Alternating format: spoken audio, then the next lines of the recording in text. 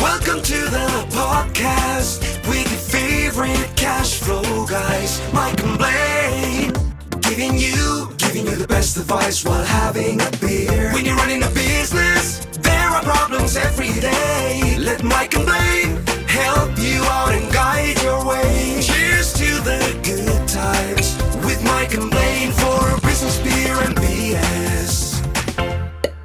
Hey, it's 138, episode 138 of Mike and Blaine. I'm Mike Blaine. That is my friend and my partner, Blaine Birch, the CEO of Dry Round. What's up, man?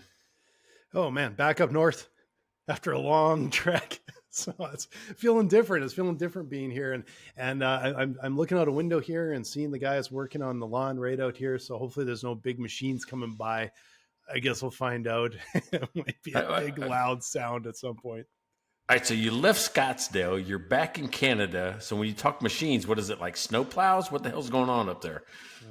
Yeah. No, there's a lot of dead grass and leaves and shrapnel from trees, all from the winter, and it's a mess out there. So, and it looks so dusty. I'm so glad I'm not out there doing it. I'd be like couldn't breathe for a week if I was out there working on that. So, all right, so it's dusty though. Isn't Arizona dusty? It's like all dust. It's like the whole state is dust. It's a little dusty, but this is all pitching it everywhere. Anyway, it's nice to be back. And I saw the weather forecast in Arizona. It's got screaming hot, and it's actually quite nice here. So it's great, just straight from biking weather to biking weather. So that's pretty cool.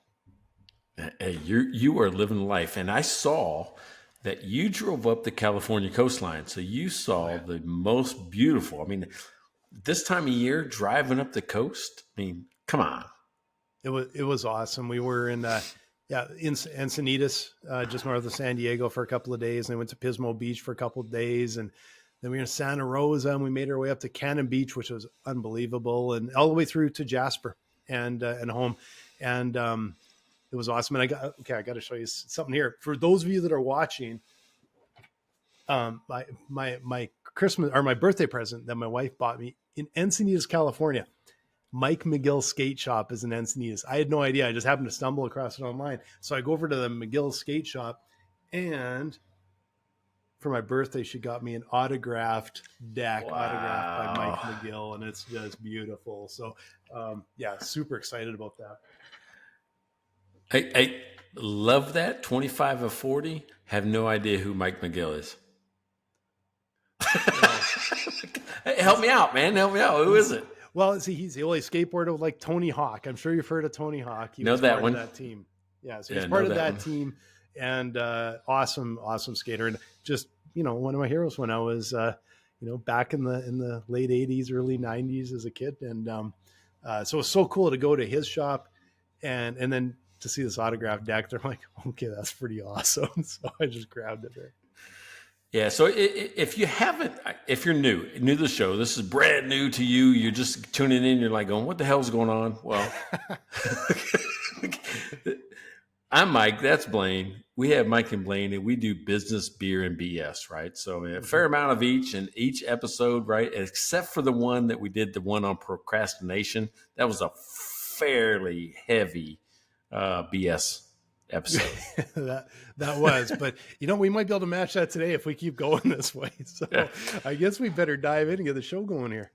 All right. Well, let me first talk about, somebody that I'm impressed with. You like Mike McGill, somebody that I never talk about in a positive light.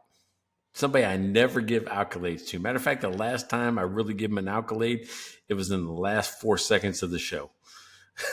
All right. I don't know what's happening. I do not know what's happening 2 doors down from me at Neighbour Pat's house. But this guy, I cannot beat him anymore in bags.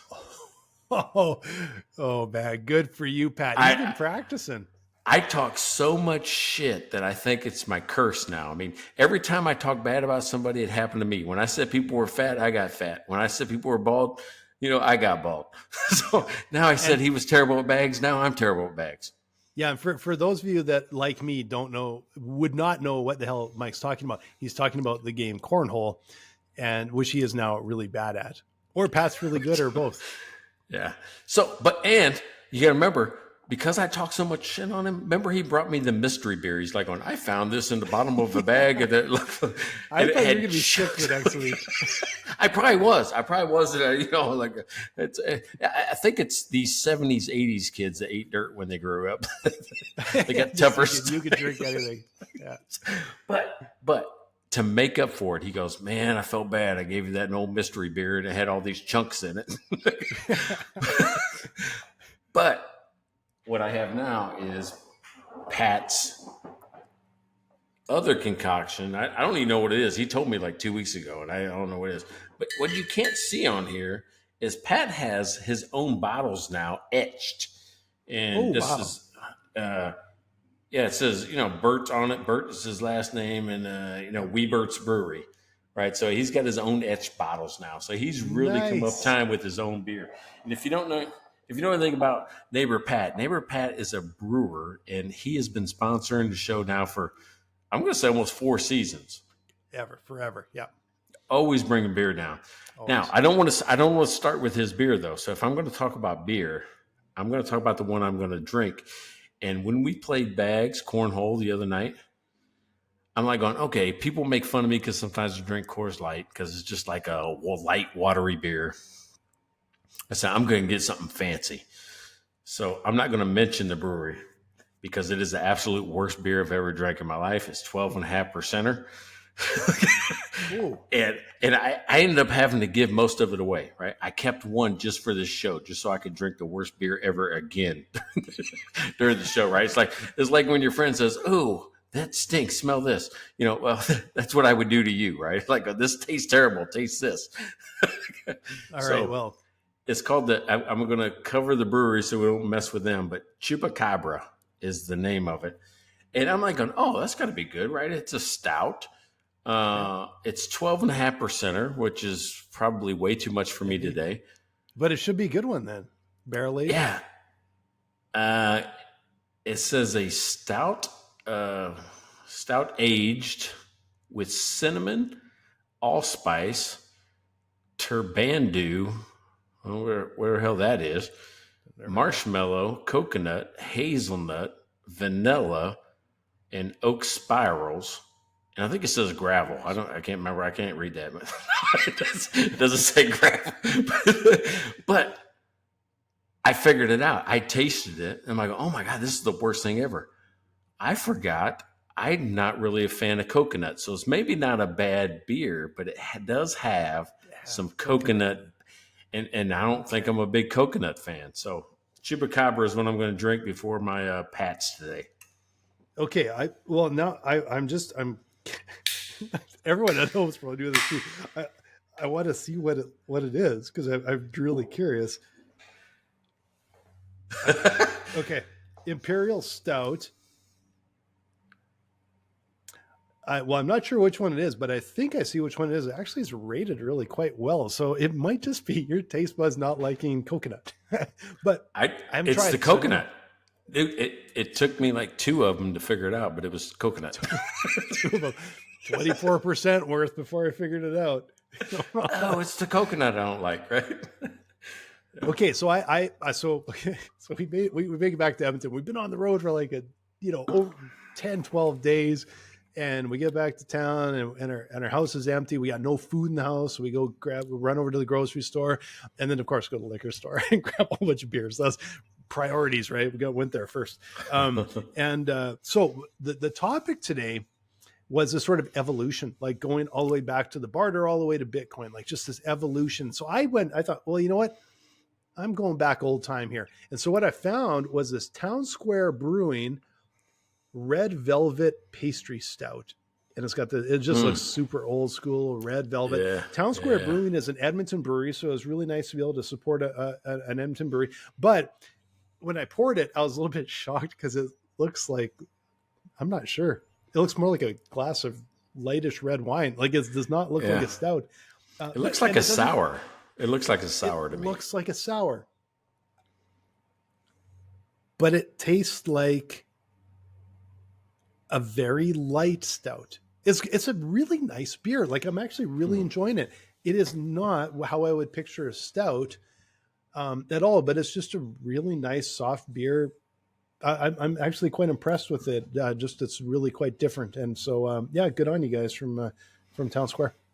It's good stuff. Yeah, right on. So, hey, let me tell you about Rachel over at Gentle Frog. She's still one of our beer sponsors. And if you want to learn anything about QuickBooks, if you want to go from 0 to 60 in a matter of seconds or weeks or days, she has a course and a program for you to be able to learn QuickBooks. So not only can you do it on your own, you can actually understand what's happening.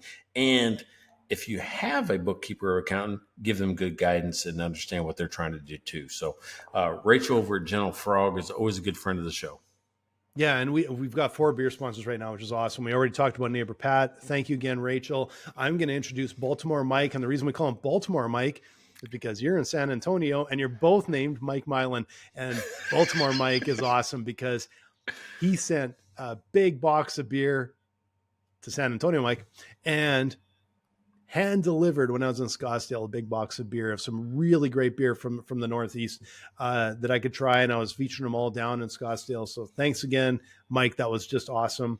And finally, Larry Weinstein. Thanks, Larry. Yeah, I got to I'm turning over to you to do a quick intro. Yeah, that's what I'm doing. I'm saying Larry Weinstein is the CPA to contracting firms in the Houston area. Matter of fact, all nationwide now. He's digital. He can do it. He is a clear path to cash professional, which means he is certified in finding hidden cash in your business. If you're the type of person that's like going, I don't know where my money's going. It always feels like I don't have enough. Contact Larry Weinstein over in Houston. He will find hidden cash in your business for sure. So. Nice. Thanks again, Larry.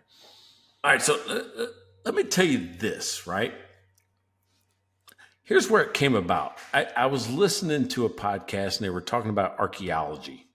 And no one can agree really when the first civilization was, right? There are some people that think they have found things as old as 13, 14,000 years old that lead to a lost civilization. But most people agree that it's only about I don't know, 5, 6, 7,000 years old, something like that. That's kind of where there's a big gap of nobody can find evidence of a civilization between those two, right? And it's really weird, right? And some people blame it on, well, most of the continent is underwater, right? Meaning the parts that were there 13,000 years ago are now underwater, so they can point to evidence underwater that it's too hard to get to, right? There's things underwater we just don't know what the hell's going on down there, but they can point to some man-made looking structures. And I'm telling you what, I listened to 2 archaeologists battle whether or not it was natural, made by the earth, right? by fractures in stone, or is it man-made? And looking at the pictures, I can't tell, but who the hell am I? But listen to this thing, and that's kind of the nerd I am. I'm like, I'm listening to archaeologists argue in a podcast, right? But I'm like going, if a civilization that they can point to, right? There's evidence of people living in a collective group, even if it's 5,000 years ago. Yeah, they did business, right? There was a transaction that happened. So today's topic was about what happened. How did we go from living in a community where we all just tried to get along and do things? You have this, I need that, those type of things. The barter system, all the way up till now when we're doing blockchain transactions. So that's the title was, From Barter to Blockchain, because that's what it made me think of. So what's your thoughts on that? I wanted to start off with just like going, dude, this happened. This is not new. No, and like you said, like business was, it's like when the first 2 people bartered something, they were already doing business. And fast forward today, like, and it's interesting because when you said barter to blockchain, I'll admit that when I saw blockchain, and we're talking like this is new cutting edge, my first thought was, oh, isn't that quaint? Because I'm looking at where AI is going, and I'm like, yeah, AI is like, like they say, it's the new industrial revolution. a bigger impact than the internet. That's what they think will happen, and very quickly. But what's kind of interesting is still going to be business. And so there's those fundamentals that went all the way back to when someone was bartering with Barney was bartering with Fred in the next, cave over or whatever, all the way up to where are we going now? And business is still going to be around, but how has it changed? But there's also some of those things it's the same. It's the same. You're still doing business with the person, and you're still negotiating with the person, and you're still both sides looking for value and trading value for value. Yeah. So a couple of different thoughts on what you just said. I mean, one is I suggest that business happened before even a business transaction happened. I tell people all the time that even if I have to ask my parents to go outside, that's a sale. So think about it before there was two families. Maybe there's one family and somebody wants an apple or a dessert, or they want to go outside, or they want to go on the hunt with the dad, right? They have to sell or persuade somebody else to say yes. So the origins of business actually start with persuasion at the earliest levels of life. Yeah. And I'm kind of curious how, like, when you're talking about archaeologists, I'm not that familiar with archaeology. I've watched some TV shows here and there or whatever, I don't know that much about it. But, what they're talking about as a civilization, I'm just curious, like, how much, just like you said, how much before that were people still starting to collaborate on things? Like, hey, I'm good at doing this, you're good at doing that. Let's trade. Let's work together. We don't have to both do the same thing. Like it's fundamentals of business. You're right. Have been around forever. And I think that people were a lot more similar to people today than I think you would guess. Right. I'm sure they told jokes, and as soon as they invented beer, drank beer and BS'd about business. Yeah. So, all right. So let me go back to where the archaeological thing came up, because I think people are like on the list on the call going, how the hell did this business call get to archaeology? That we know nothing about. That we know nothing about, except for the fact there was a point in my life where I thought I wanted to be an archaeologist. Oh, okay. Now, it didn't last long.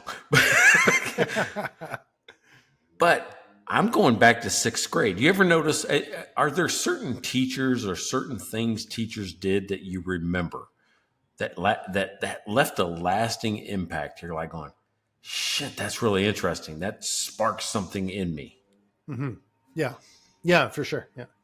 So I think as a history teacher, right? As a history teacher or social studies or something like that, James O'Hearn, Nielsen Middle School, Galesburg, Illinois, if you're listening, you guys know who I'm talking about. This guy, every year, right? I couldn't wait to get into sixth grade to be in his class, because right outside the pod, right? It's not a pod. It was there was three wings where fifth grade was on one wing, sixth grade on one, and seventh grade on another. Right outside ours, they allowed him to build a pit, right? And it was just a pit that he dug down maybe 4, 5, 6 inches. He dug it down. And I'm going to say it's enough for a whole class to be out there at once. It was big enough. So I don't know, 20 feet by 20 feet, right? Whatever, however many kids. I don't know the dimensions, so don't hold me to it. And you're like, oh, that's way too long, whatever. So just imagine a whole sixth grade class out in this pit at one time. What he taught us was about archaeology. Not only that, a grid search. So he had this thing dug. Maybe he brought in a tiller, and it was all loose dirt. It wasn't like we were digging into crazy stuff. But inside of this, he hid plastic dinosaur bones, right? In the dirt, just in the dirt, right? So we would go out there during class, and he'd have it gridded off, just like you see, oh my God, just like you see on National Geographic today. He had this thing gridded off, taught us about how to do grid searches, And we had our brushes, or we had little things where you had to do it. It took slow. It was weeks long to go through this whole thing, the whole class. So that's a slow process. But when you found it, you had to catalog where you found it, how far from one side to the other, what it was, and draw a diagram of everything that was found in this. Yeah. And I don't know what it was, but that just sparked an immense, intense interest in me in archaeology. Yeah. Then I found sports. Then I found sports in 7th grade. No more playing in the dirt. Look for dinosaur bones.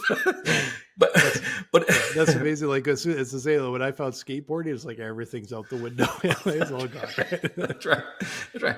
But you can see. All right. So that's how I got there. But now I'm listening to this archaeology thing because I still believe that we don't know. We don't know what the earliest civilization was. Now, what I do know is that they don't have any evidence of advanced technology, like from thousands upon thousands of years ago, that's a whole different episode.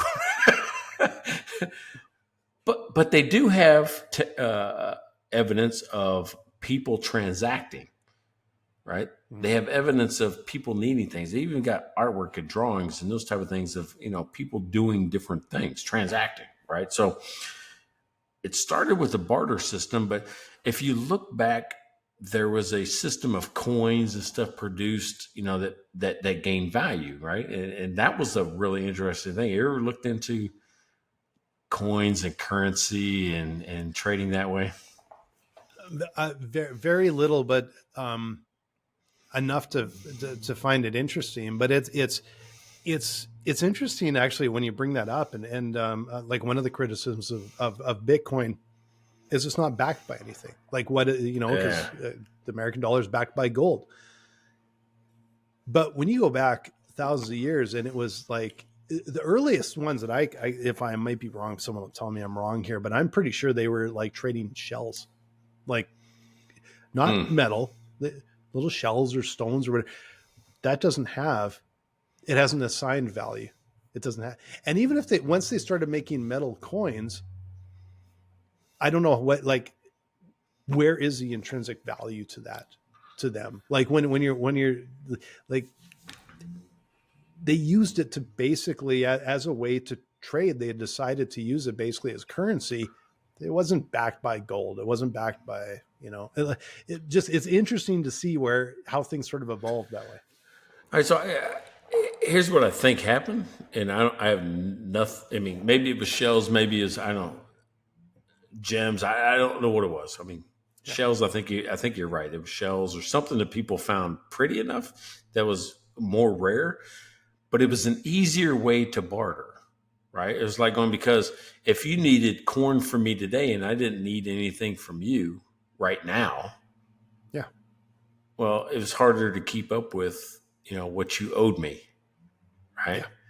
Yeah. Meaning, I provide leather goods. I provide clothing or, a jacket, but you don't need a jacket, but I need food. Well, so values were assigned like we both have, I don't know how the first of it started. Maybe they went out and just dug up shells. Like I'll give you 5 of these shells for that. And then the guy, when he came in and needed a jacket, gave him 10 shells. Right. And all of a sudden that was the basics of market value.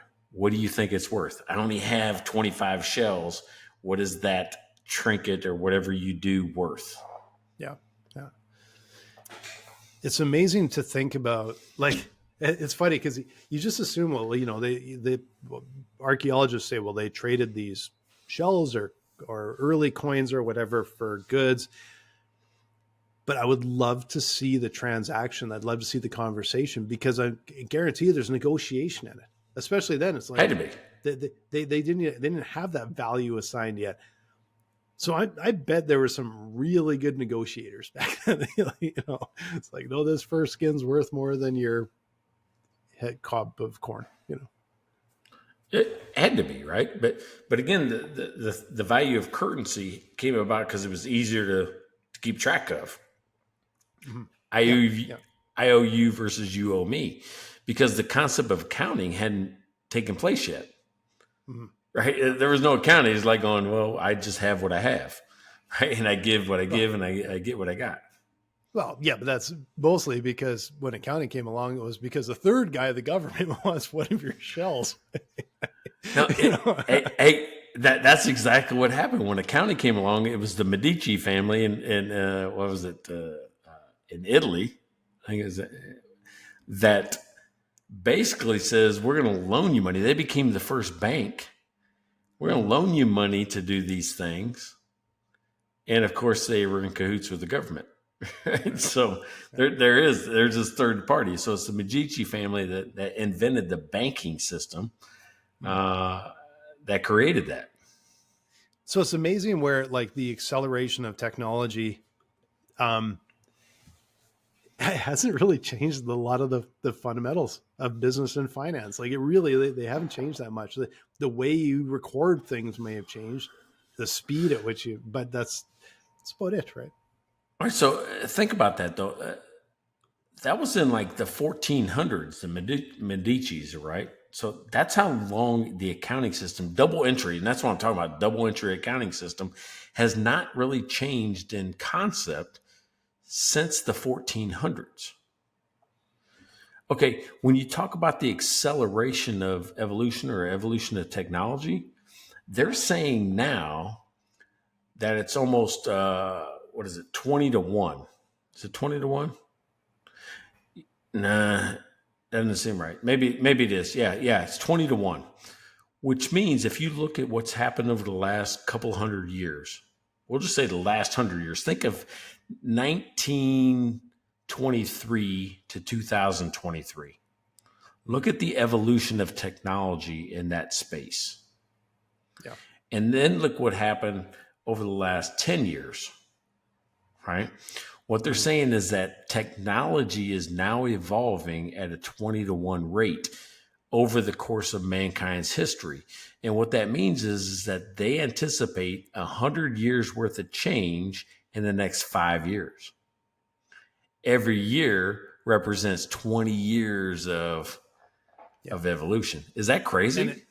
And it seems to be accelerating. Like it continues to accelerate, which is pretty fascinating. And like, of course, a long drive home, all I had on was podcasts all the time. That's what listening to podcasts, and their whole business was, of course.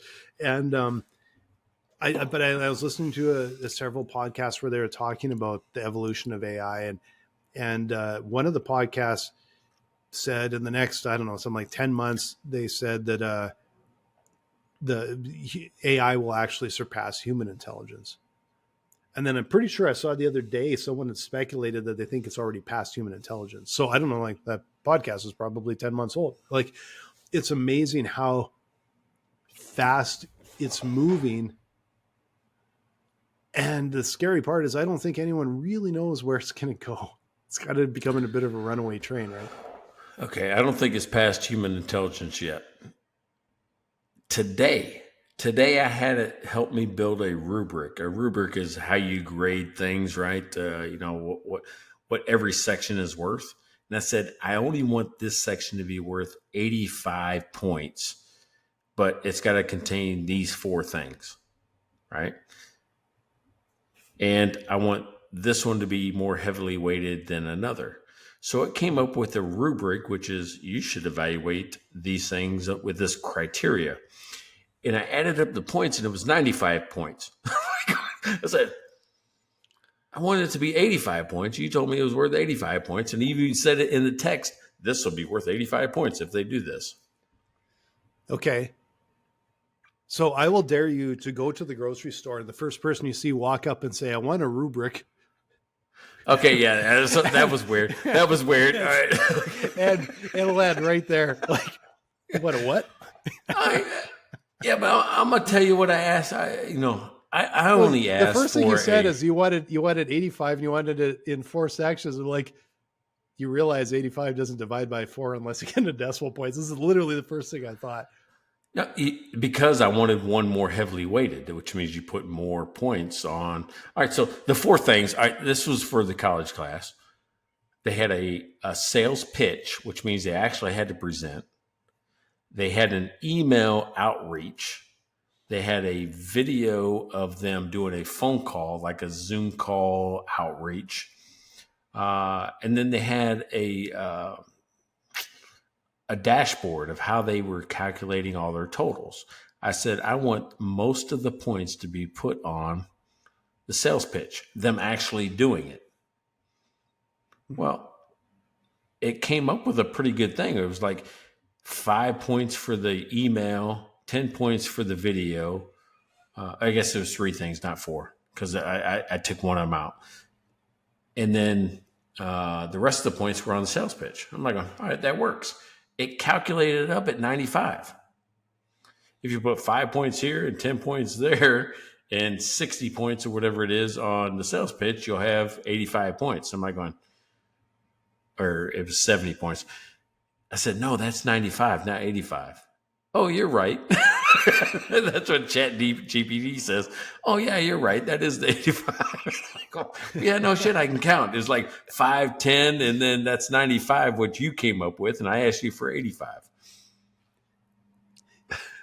Well, the scary part is, was it just screwing with you? Because that's pretty frightening if it actually has surpassed the point where it's like, I'm just going to screw with them.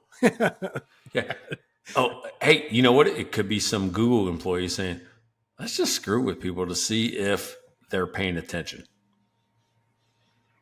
Yeah, right? You never know. But I don't think they would do that because then people lose confidence in it. You're like going, I don't trust that. It never gives me the right information, or it gives me weird, like subtle stuff that makes me look dumb. Like those numbers don't add up to 95. They add up. But the very fact that I have to go back and re-add it tells you I don't trust it.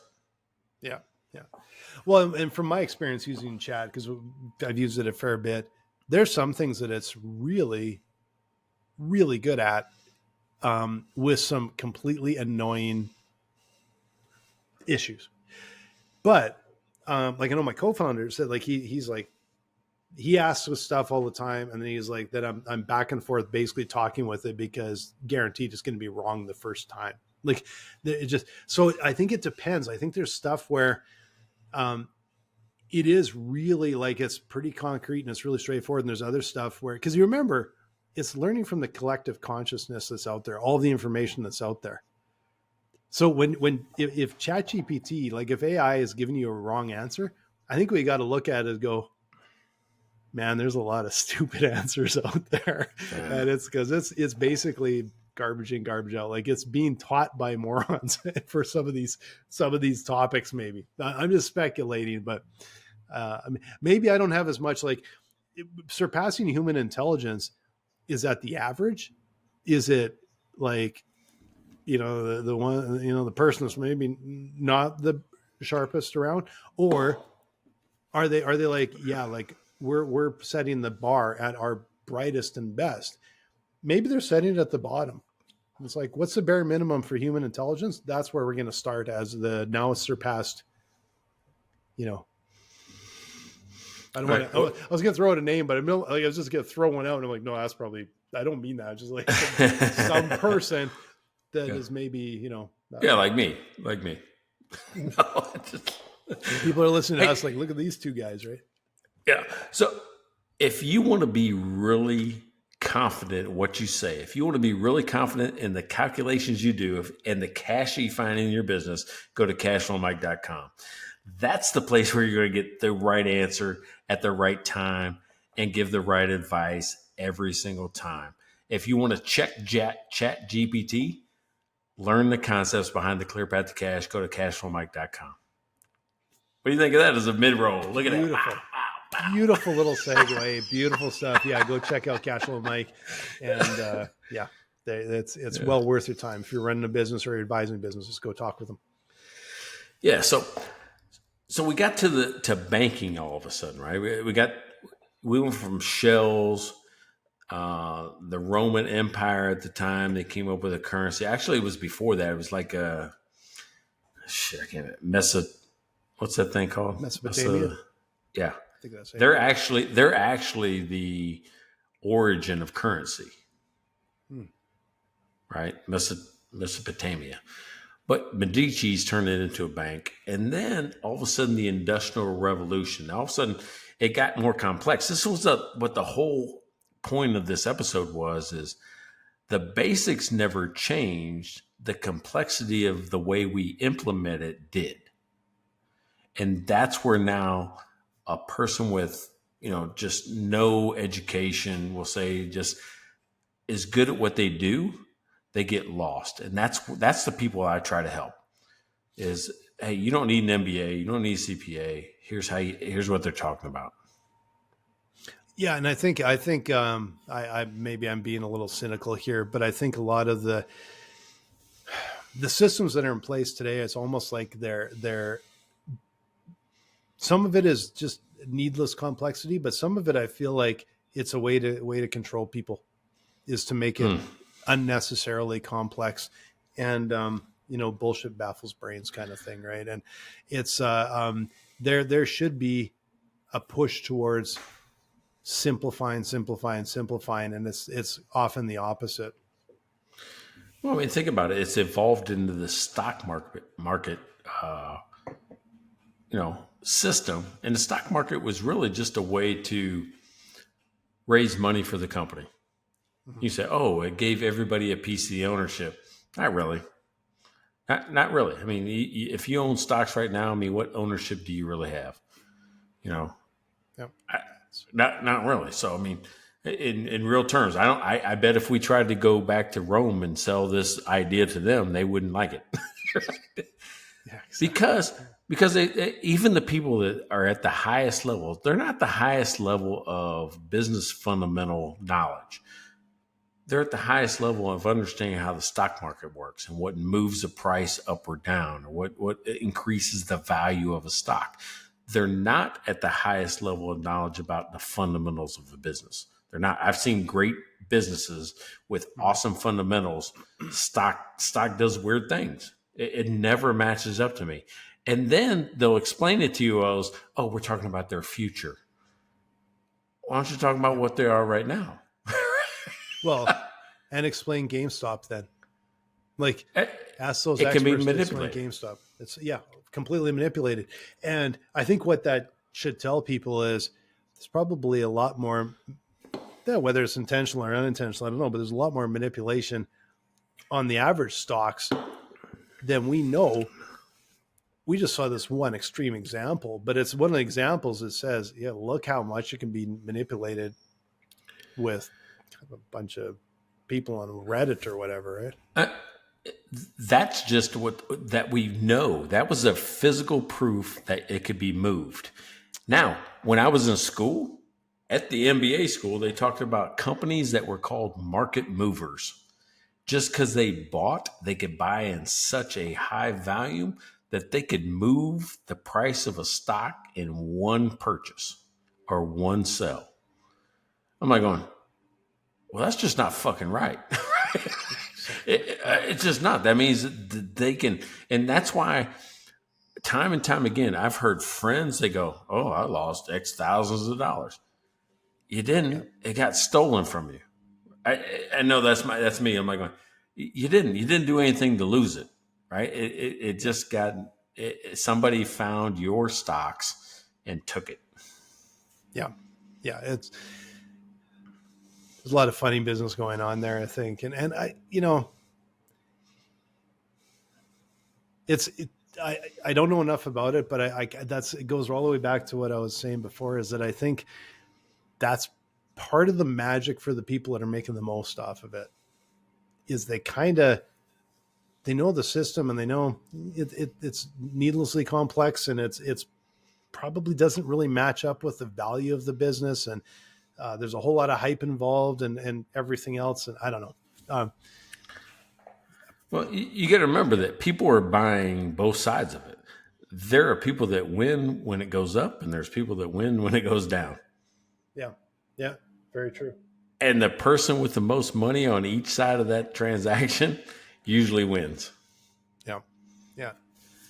And the rest of us sit there and we'll, look at the stock market chart and go, oh, I'm up today, I'm down today. It's like the wind. No, right? the rest of us are doing our jobs. We're out there just kind of grinding out, trying to make money, thinking, oh, that's why they tell you things like oh, you got to let it ride. You got to just wait it out.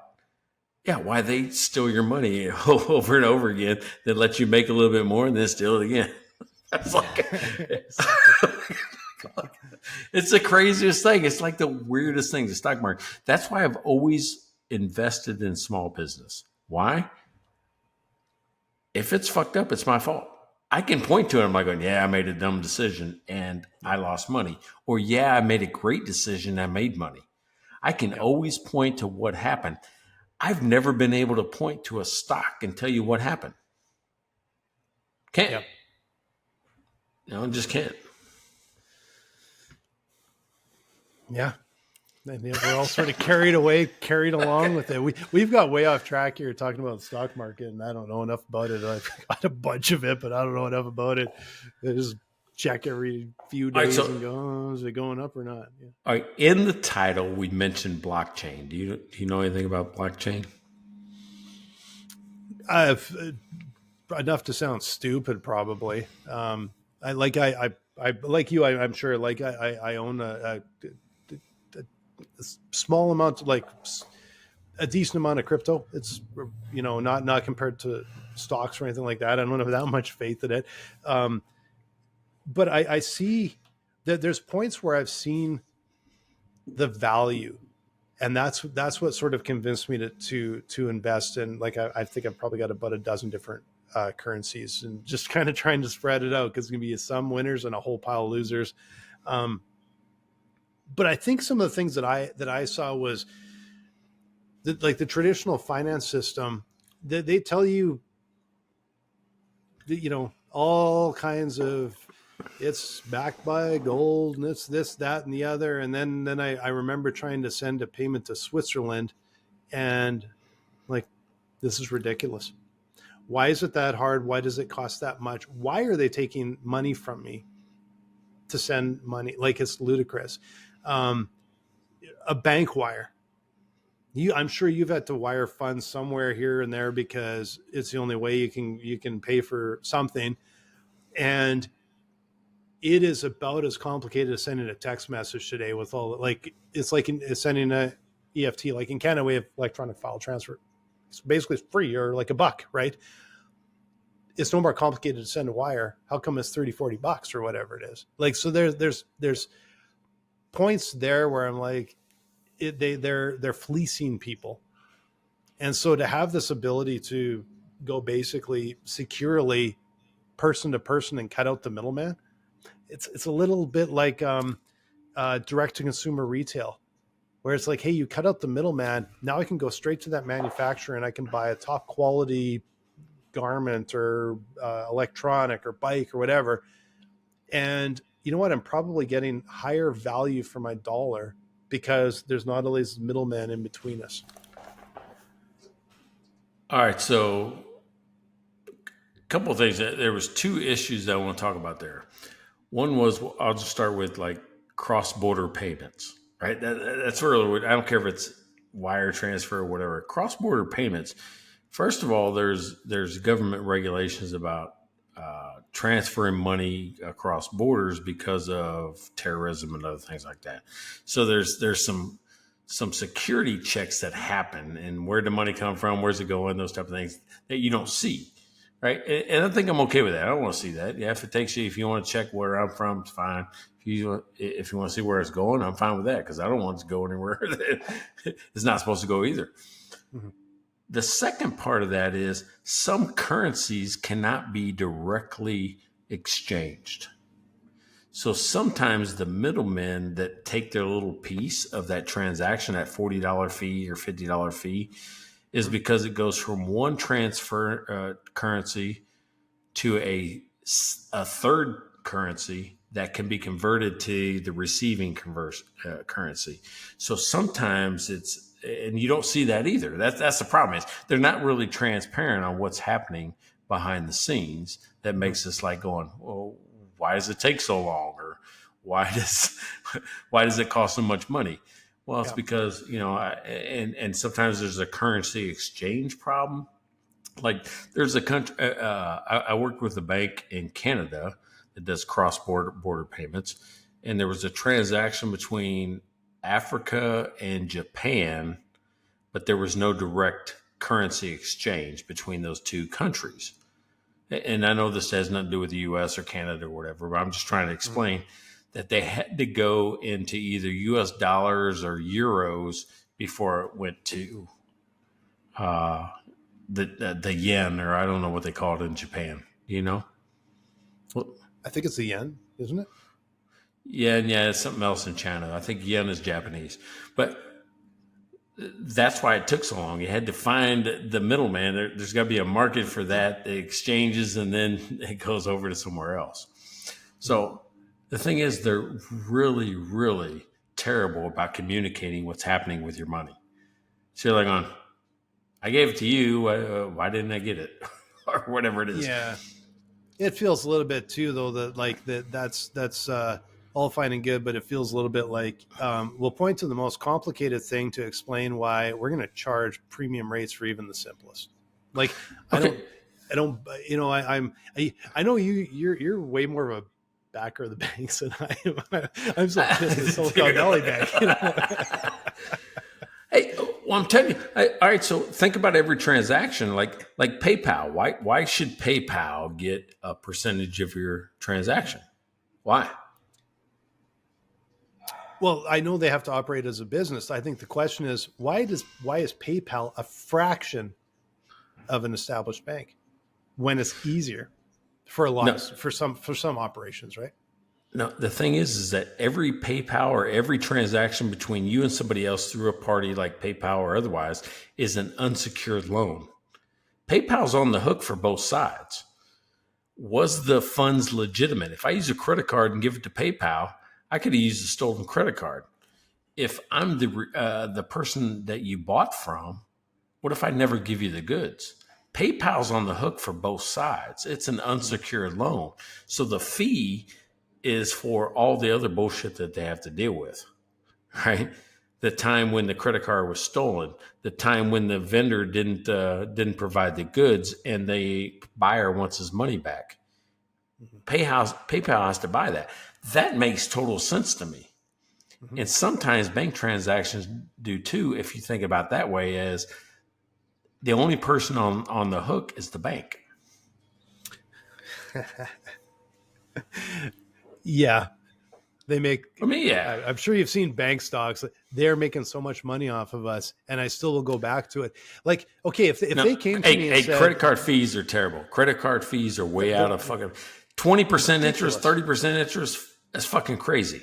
They're ridiculous. And they're also charging businesses a high premium for something that's like, I understand some of this, but to me, I'm like, all the stuff you're explaining makes sense. But if it's like, if I know what I'm paying for, it's like, yeah, this is a high risk transaction, so we're charging you this much, and all the low risk is charged a nominal rate. But it's kind of like, well, it's a high risk transaction. Let's just call them all high risk, and we'll call it a day, and we'll print money. Because that's what it feels like is happening.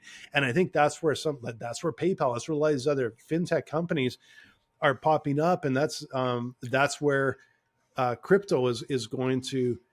Because the thing is, it's not like it's going to be this whole underground, unregulated system. I think actually what it'll do is it'll bring some competition, and there'll be regulation, but they'll say you can't just charge whatever the hell you want because there's no competition. Yeah, I would agree with that.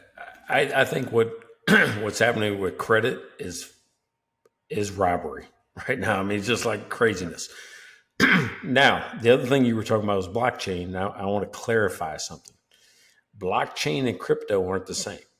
They may happen in the same platform. The currency is crypto. The platform of the transaction is blockchain. Yeah, I'm just I'm being lazy, but okay. No, that's true. It's very true. Yeah, it's true. All right, so because there's other really good uses for blockchain. Like there's very good use for blockchain that aren't currency. Yeah, blockchain to me is the evolution of accounting. Whereas with accounting today, the one from the 1400s we already talked about, it's just a double entry that I can change at any time. 5 years from now, I could go back and change today's transaction. In blockchain, you cannot, right? Every transaction is what it is at the time that it happened. I can't say, oh, I fucked up, I made a mistake, and go back in time and correct it, right? Mm-hmm. Which is the intention is to eliminate fraud and to really make sure that every transaction is legit at the time that it happens. Mm-hmm. Yeah. That's why I like blockchain. Yeah. And there's a lot of like, and I've, you know, again, I've read enough just to be kind of dumb about it, but there's a lot of really interesting applications for blockchain. And yeah, I know it's kind of thrown. It's a little bit like, you know, AI and ML, like, you know, artificial intelligence kind of tends to be the big bucket, but there, some of it's like the different levels of it, and machine learning is a little like a higher level, you know. If I'm an artist, I want every transaction to be on the blockchain because it sets the market value every single time it happens. There's no like going, is it really worth that? Yeah, dude, here's who paid for it last. Joe Johnson bought it last time for $1 million. Right? Yeah. There's a whole history of like, if I'm an artist of a piece, yeah, I definitely want blockchain transaction to track that. Yeah, but once it's out of your hands, what really the only benefit is it potentially could reflect on the valuation of your next piece, but it's out of your hands. It's gone. You don't own it anymore. And okay. The other thing is it doesn't necessarily have to increase, right? No, like, I'm talking about if I'm buying it, I at least have something if I'm buying the next piece. Yeah. Yeah. No, there's some validity to that. It still doesn't mean that it's worth as much or more than it was before. Well, okay, this is full circle. It goes back to the barter times. It's only worth everything that we know in life is only worth what somebody else is willing to pay for it. That's it. Yeah. So then is the history of the like what other people paid for it is that actually as valuable as you think? Because really, it's like I don't really care what other people paid for it. Like, what is it worth to me right now? Right. Yeah. Like how many people spend a whole pile of money on a Pete Rose baseball? Suddenly it's not worth as much, right? Yeah. But think about, we're talking about the big stuff. What about the little stuff where I can prove a line of 10 people have done this over time? So you know it's going to appreciate. If I show you 10 transactions where it's always appreciated, chances are you're going to pay more for that than, you know, something else. I have a history of this asset appreciating over time. Yeah. But it still comes back down to why are you selling it now and what is it worth to me? Like, yeah, that's a little bit of history information that's useful. But just like the Pete Rose baseball, 20 people could have had a transaction and it's devalued for some reason, right? So there you go. Anyway. There you go. Hey, what'd you learn today? Anything? Did we learn today? No, there was very little BS, I think, in this one. I think it was very focused on the topic. It was either very little BS or it was all BS masquerading as the topic. Like when the two of us started talking about blockchain, crypto, and archaeology off the top of our heads, there is probably a hell of a lot more bullshit fooling around than anything else. But you know, that's the fiddle hopper we got ourselves into. So, ooh, see, if you would have had your little sound effect, you got it. I can do a sound effect. Yeah, usually I beat you. I like that. That's the beer pour one, but that's the anyway. If you don't know why, there you go. Yeah, if you don't know why he did a sound effect, is because he got the secret word into the episode for Diddle Hopper. Yeah, which is you've been really rolling with that for weeks, and you always beat me to the punch. So I'm glad I got her in there this week. There you go. Hey, I tell you what, this is another good episode. Any last words on what we did? Not on what we did, but what I will say is make sure you follow us, like us, subscribe to us. Make sure when you see our shorts, you watch our shorts and like them, and because it really helps the show. And we're getting more and more activity, more followers, more downloads, more everything. Keep supporting us, and we are always open to another beer sponsor. We love having some sponsors around, even a show sponsor. If you're interested in sponsoring the show, come talk with us. There you go. Hey, we'd love to have you. And I got to tell you what, if you want to hear more BS, more business, more beer, tune in every week. Thursdays, we record live. You can see us on YouTube. You can see us on LinkedIn. You can see us on Facebook. Is that still true? All three rolling live right now. Yeah. There you go. Really appreciate you. You're my buddy. Glad you got back to Canada safe. Thanks, bro. Good seeing you. It was fun catching up, and it feels weird to be in another country and still just kind of chatting with you over the Weber, but it's pretty awesome. So we'll see you next week. Check out their website at mikeandblaine.com. Then subscribe to the podcast and buy these guys a beer.